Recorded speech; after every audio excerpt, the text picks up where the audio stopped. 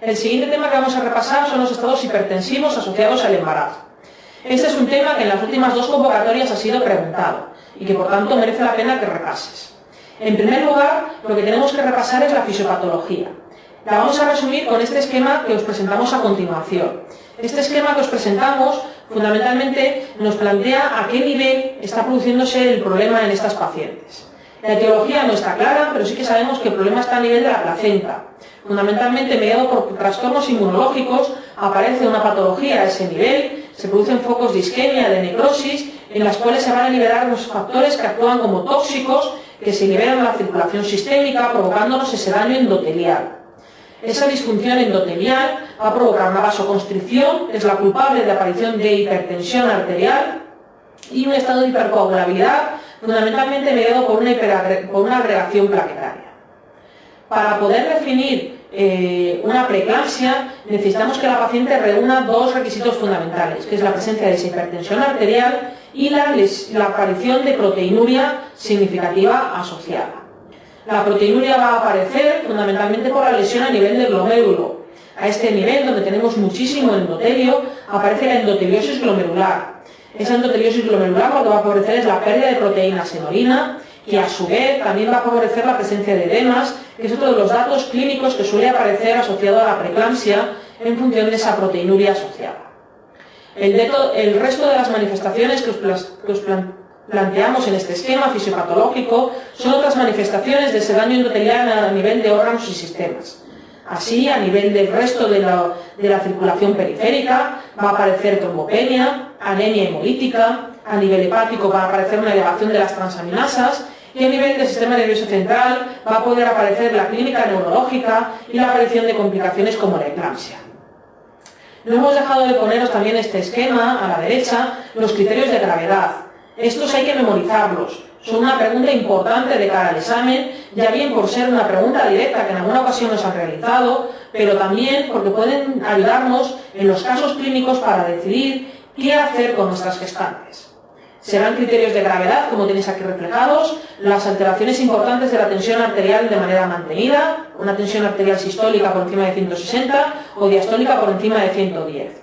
La proteinuria, sobre todo, de grado importante, por encima de los 2 gramos en la orina de 24 horas. Las alteraciones en los valores plasmáticos de la creatinina, que recordad que hablábamos de cifras bajitas, pues cuando estemos por encima de 1 miligramo con 2 por decilitro, estaremos hablando de criterio de gravedad.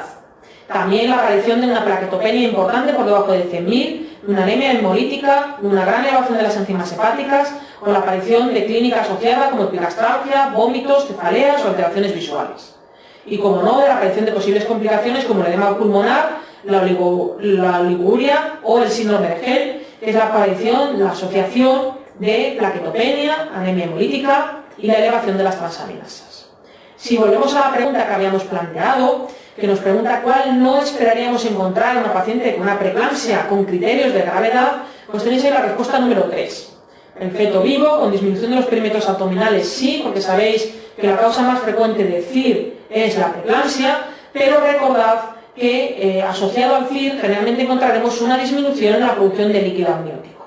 ¿Por qué? Pues no olvidéis ese fenómeno de redistribución vascular que comentamos, de mandar la sangre preferentemente al cerebro y al corazón, dejando con menos aporte sanguíneo las vísceras abdominales, entre las cuales se encuentra el riñón del feto.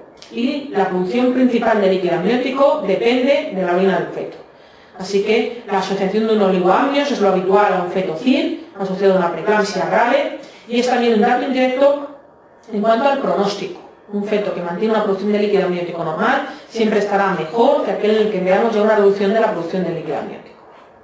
Y con respecto al manejo de estas pacientes, como nos plantean en este caso clínico, que nos pregunta una paciente que presenta hipertensión arterial, alteraciones visuales, cefalea, anemia hemolítica y trombopenia, bueno, pues que presenta una preeclampsia probablemente al final del embarazo, ¿cuál es la conducta obstétrica más adecuada? Y con el algoritmo que os presentamos a continuación, veis que, dado que el problema fisiopatológico radica a nivel de la placenta, en las gestantes a término, el mejor tratamiento que podemos plantear es finalización de la gestación. Y al tratarse de una gestante a término, no habrá ningún inconveniente en terminar dicha gestación. El problema se nos plantea en las gestantes pretérmino, en las cuales tenemos que balancear lo que es el riesgo de la patología de la madre frente al beneficio de mantener la gestación o de terminarla en una gestación pretérmino en la morbidad asociada a esa prematuridad. Por ello, en estas pacientes es en las que nos basaremos en esos criterios de gravedad que ya hemos repasado para decidir, en los casos en los que no haya criterios de gravedad y por tanto pensemos que es una preeclampsia leve, por un tratamiento médico, mientras que en los casos graves deberemos optar por la finalización de la gestación. En las pacientes en las que optemos por un tratamiento médico, porque se trate de un caso no grave, lo que tendremos que tratar será la hipertensión arterial. Y en esta pregunta nos abordan acerca de cuáles son los fármacos que no debemos utilizar durante el embarazo porque están contraindicados durante el mismo y por tanto deberemos evitarlos. Recordad que los fármacos que vamos a poder utilizar, fundamentalmente los tenéis reflejados en la diapositiva como fármacos indicados y son la alfa-metildopa, la hidralazina, el abetalol y la nifedipina. Y estarán contraindicados por tener efectos deletéreos los IECAs, los diuréticos, el diazóxido y el atenolol. El motivo fundamental por el que los IECAs están contraindicados es que no olvidéis que son fármacos con actividad teratogénica demostrada y por tanto contraindicados durante el embarazo.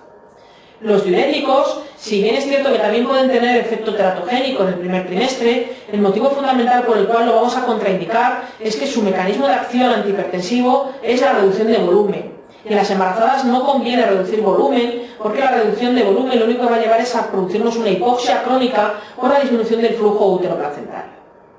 El diazóxido también es un fármaco teratogénico que debemos evitar durante el embarazo y el atenol finalmente es un fármaco que deberemos evitar porque está descrito que asocia CIR. Y no olvidéis lo que acabamos de repasar de que la hipertensión y la preeclampsia es la causa más importante de CIR asociada al embarazo. Dentro de los fármacos indicados durante el embarazo, recordad que el fármaco de elección, si no os preguntan nada más, es la alfa-metildopa. Es un fármaco que hemos utilizado durante muchísimo tiempo, que sabemos que no tiene efectos deleterios sobre el feto y por tanto se comporta como un fármaco de elección.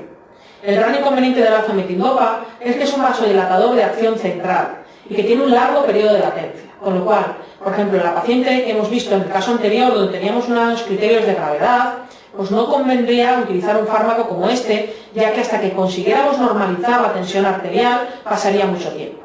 Para estos casos de elección tenemos el abetalol y la hidralazina, que son vasodilatadores de acción inmediata y por tanto de elección ante estas crisis hipertensivas. El nifedipino también se utiliza por vía oral, tiene también un periodo de latencia importante, pero no tan largo como el alfa-metildopa.